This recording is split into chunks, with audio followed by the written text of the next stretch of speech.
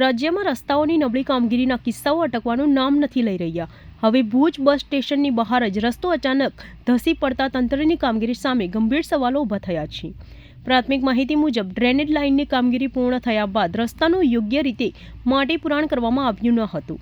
પરિણામે આખો રસ્તો તૂટી ગયો હતો અને મુસાફરો માટે જોખમી સ્થિતિ સર્જાઈ હતી.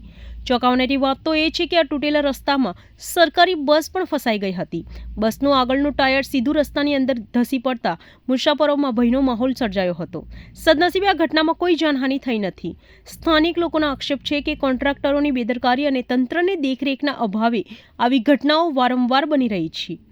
કરોડો રૂપિયાના વિકાસના દાવાઓ વચ્ચે રસ્તાઓની ગુણવત્તા પર હવે ગંભીર પ્રશ્નો ઊભા થયા છે. સવાલ એ છે કે જો બસ સ્ટેશન જેવા વ્યસ્ત વિસ્તારમાં પણ રસ્તા આ રીતે તૂટી પડે તો સામાન્ય નાગરિકોની સુરક્ષાની જવાબદારી કોણ લેશે?